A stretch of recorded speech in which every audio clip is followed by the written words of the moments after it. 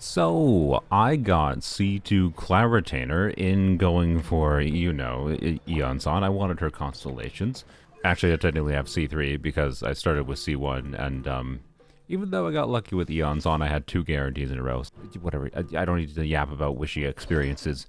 We're going to do DPS Cloud Retainer revisit because C2 Cloud Retainer, yes, this increases her buff, but Xianyun's buff can buff herself. And also, the other interesting thing I want to kind of explore this, and this applies to like other Cloud Retainer teams if you're plunging on somebody else, but Iansan frees plunge teams like when you're doing Cloud Retainer and Free together because, Cloud Retainer is a healer, right? Her burst heals, that she's like kind of an ideal healer for Farina. That means we can just have no circle impact problem. We don't need Bennett's healing. Bennett's healing is really important in a lot of teams. In Cloud Retainer teams, and it's just not important. And there should be pretty significant benefit by not having to be, restricted to the circle size. Oh, this is an invisible wall. That's interesting. Oh yeah, Cloud Retainer's little, I don't know what you call this, but the wings, they glow with her C2, which is kind of cool. I like that. One notable downside for Iansan when it comes to her combo with Cloud Retainer DPSing, we are not going to use 4-piece scroll on Iansan because Iansan cannot react with Animo, right? Animo can react with Electro, but Animo does not stay on enemies, so you can only trigger an Animo Electro reaction from your Animo unit, right? So point is, no scroll on her.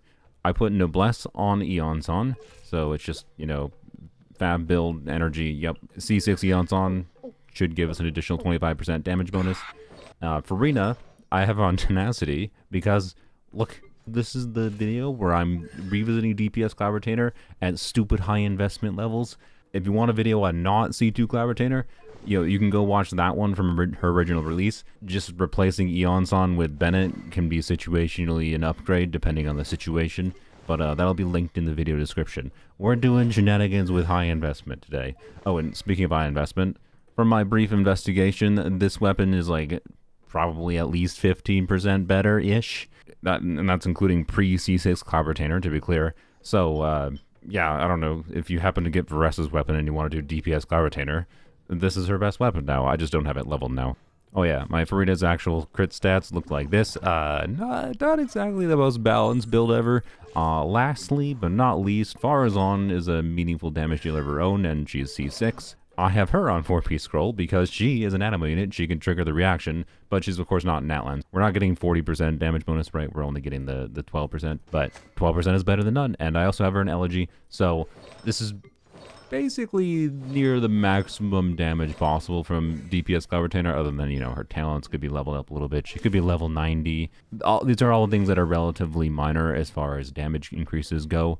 It's not going to crazily change the experience. If you're not familiar with like what kind of damage numbers you should expect here at this investment level, big. For Cloud Retainer's build herself, we're using 4-piece MH. Why? Because Farina drains HP, and it's a bunch of free crit rate. It enables her as a non-crit Ascension character to be built with stats like this. With her crit rate that she gives herself, that should be around, like a 90-95% crit rate build, depending on how many enemies we're hitting. There you go. Let's just get into it. Actually, you know what? First, I want to show Bennett instead of Iansan, and I'm going to use the Vishaps here because I think the Vishaps are going to get knocked back, and they're going to be a good showing of, how you have to go outside of the circle oftentimes. The expectation here, of course, is that we should see quite similar damage numbers, but I think Bennett might get slightly higher numbers. We shall see, though. Alright. And Blam is 250k. Alright. And do that. We have what, 150k normal plunges? And Bennett buff ended. We're still doing obviously decent damage. We followed with like 70k, right? Versus 150k. We lost half of our damage. Make sure we do one verse. Flap. Didn't actually hit with Bennett's skill. Oh well. I do think Bennett's energy needs are also, oh, of course.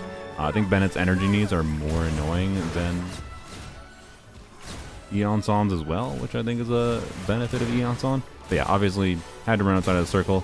I also think Iansan with C6 has a little bit longer buff up time, which might be a factor pushing towards her favor as well. Flap. Oop. Okay. I played this team build in the past, and I thought this was enough energy, but maybe not. Alright. Anyways, this team is obviously plenty strong, and it's a lot stronger at C2 than when I first did it in a year or whatever ago. Let's see how Fitness Impact improves the situation. I'm all warmed up. Farazan, it's possible I should do Lanyan into, or sorry, Lanyan, do Iansan into Farazan to increase Farazan's burst gas, but oh, that was more damage than Bennett. Oh, that's kind of interesting. It was almost exactly the same, but I guess with the C6 Iansan, it's just kind of objectively better than Bennett. Then there's no advantage to Bennett. Oh, I thought I was gonna see less numbers. All right, that's cool. we'll take more. Yeah. So I don't know. DPS Cloud Retainer is better now, and I'm out of stamina. That is something you gotta manage a little bit. You want to dash cancel if you want to plunge faster, but obviously, as with much of Genshin's combat, it's a stamina management game. Alright, do this. Alright, and I am still having energy needs. That's interesting. Maybe it's just because I have a skill issue. I don't know. There is one weird aspect in that Cloud Retainer C1 does not fit. That's probably why I'm having energy issues. We don't consistently get 2 skills per rotation, so that technically makes her energy needs a little bit more variable than I was thinking about. I don't think that's really that problematic or anything, particularly in Abyss, because I think that only rears its head when we have to do multiple rotations, and I'm pretty sure this is strong enough that Cloud Retainer, in single target situations, which is what the Abyss mostly is lately, I think Cloud Retainer is going to nearly 1 rotate, maybe 2 rotate. The 1 automaton boss will be interesting. I don't know. This team is strong enough. We're going to take it to both sides of Abyss. C2 Cloud Retainer, definitely a very significant upgrade at buffing herself, and Iansan is also a notable upgrade. There should just be like no downside to this anymore. Oh, sorry. You do skill normally before. Didn't have energy yet, but it's fine. They died before I. Okay. 180,000, right?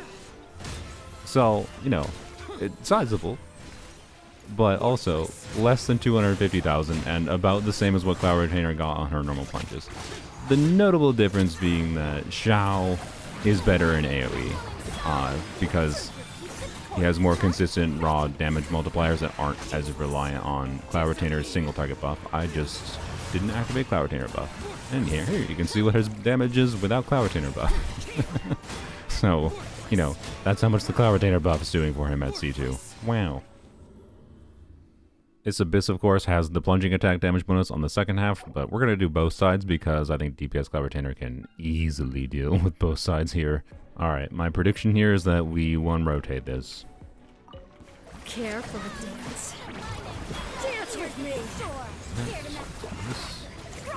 What are you targeting? What oh no, I make mistakes. What am I? Why did Iansan not target the? I'm mad about this. I'm mad about it. If I don't run rotate, it's that fault. I blame that. I blame. No, I'm redoing. I know that seems silly when there was that much damage on screen, but like we lost a very significant amount of damage due to my mistakes, and also for whatever reason Iansan's normal attack didn't jump back towards the enemy, and that made me lose Night Soul. This is probably going to be a short video anyways, because really what nuance is there to this high investment of a thing other than just LOL big number? I don't know, whatever. It's going to be a short video, okay? It's better this time, okay? Some targeting Jake. Alright, there we go. Okay, did burst first this time. Alright. And we do a plunge.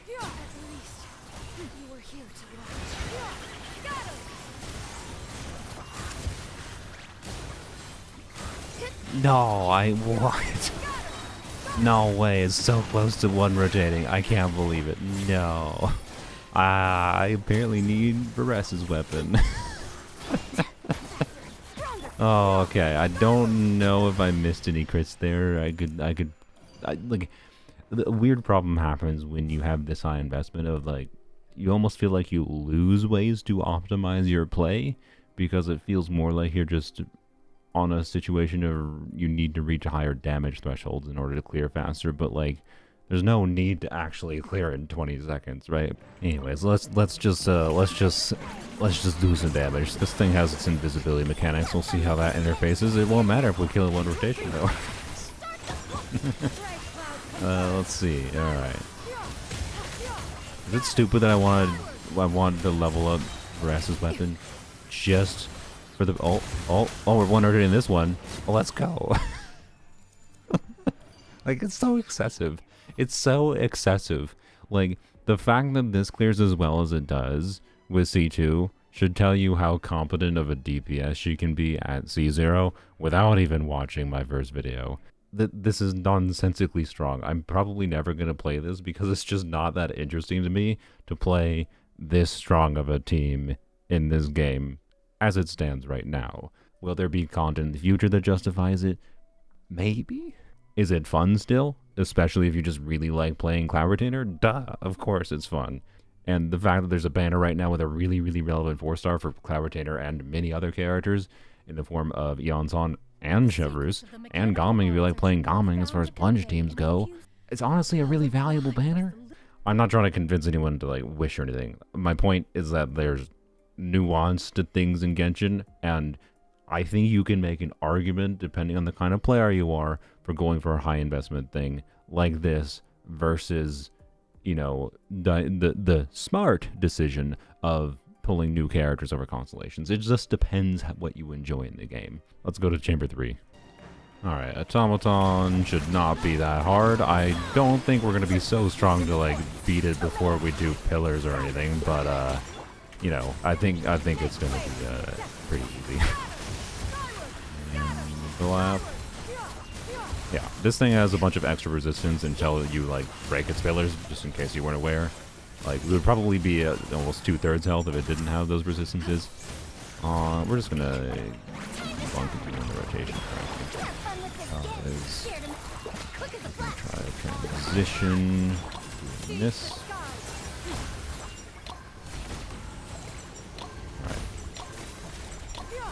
Alright, we actually, I didn't think about the fact that we would lose Iansan buff up time, but I think that was still the damage optimal thing to do as far as clear times go.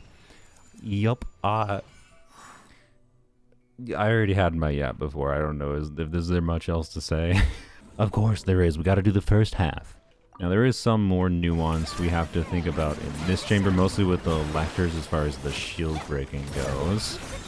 Alright, that's well, alright. Blam. Let's do that. Oops, that did hit. Okay, good. That, and, okay, that is exactly what I actually did not want to do. Okay, so the goal would be to not anti-group them, but to group them, you know, squished together, so that when we are doing plunges and also have bars ongoing, we swirl the elements from one of their shield onto the other shield, and that helps break the shields really quickly. Animo is currently one of the best elements, like Animo units just in general, deal with this chamber quite well because of that. Swirling is quite powerful in situations like this. Alright, I'm gonna use these plunges, I think.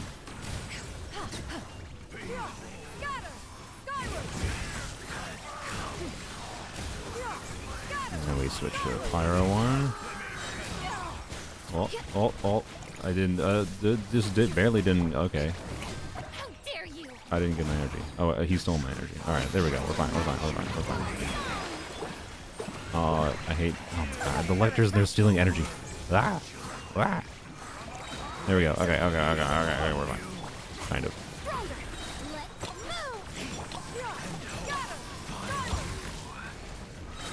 We really didn't want this thing to spawn over there, by the way. Oh, and now we're, yep. That is a downside of DPS Cloud Retainer, for what it's worth. I like how we just mostly ignored this, and, yeah, okay. I think we're fine. Was that a little scuffed? Yeah, but we could definitely optimize this. I don't think I need to. I just wanted to show the ability to shred the shields. Actually, this might be a little bit annoying. Didn't think about this aspect. Because I didn't have a burst available. I think we'll be fine. I think we'll not be fine. Okay. I guess I will redo this. You still gotta optimize. Because it's a video game. Sometimes things happen a little inconsistently. Is what it is. And actually it makes it still engaging to play at least. You know, I think that's just good game design. Crazy. Alright. Flap. I just missed on a plunge. And that's good game design with bad play. Alright.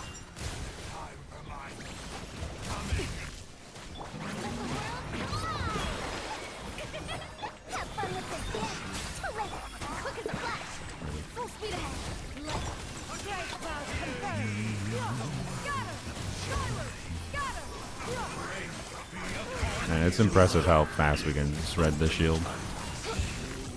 Oh my god, we can almost like one shot. Okay, well, there we go.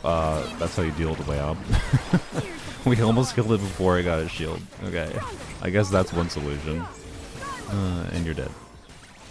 Alright, I bungled my situation on this side though, because I was too focused on. Yep. Just the best things. It's fine. Can I get my energy? Oh my gosh, this is why I use Fab. This is why I normally use Fab on Tarzan. Yeah, Elegy is great and all, but like, we could clear this chamber faster if we had Fab, just because of the energy situations. Well, anyways, wow, damage. Oh boy, this is silly. This is just silly now.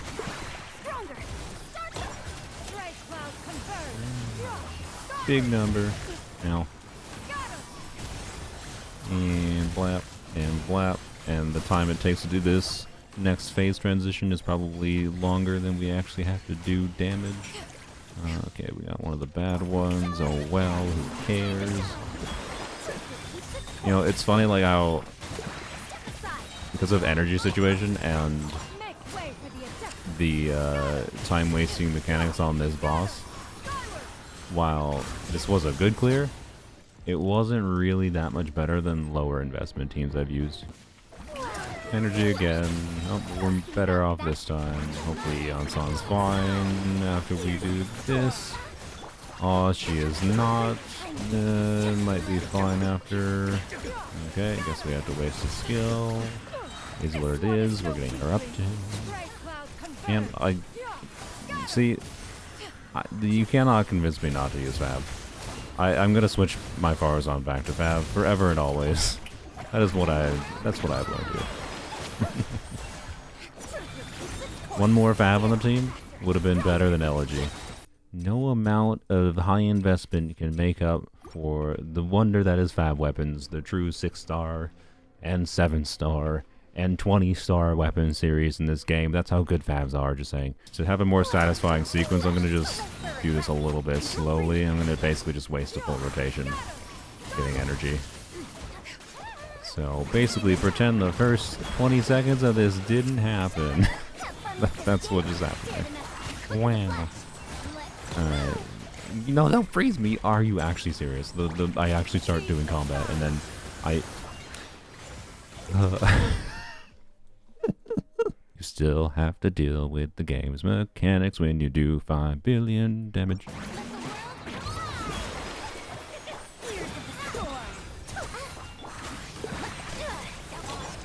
Alright, there we go. We actually did something. Wow. Crazy. Alright. Wow, we can do normal rotation things, I think. Alright, you're dead. Get wrecked, bozo. And we just need to deal with shield. Alright, do that, do this. Slap. Oh, I did that, whatever. The shield wasn't broken yet, so doesn't matter. And now the thing dies. Right now. Oh, there you go.